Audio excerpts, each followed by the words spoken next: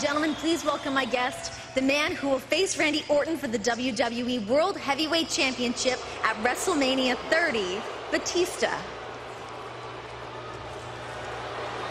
Batista, focusing on the here and now, I want to get your thoughts on facing Daniel Bryan and his Yes movement tonight on Monday Night Raw. I think the Yes movement is possibly the dumbest thing I've ever seen in my life. I think it's amazing who's passing for a WWE superstar these days.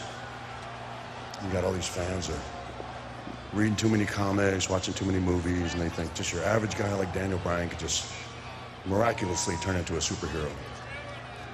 It's fantasy. It's not real. Guys like Daniel Bryan will never be guys like me. So you may not like it.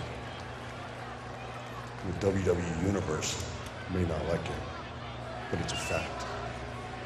And you and them are gonna have to deal with it.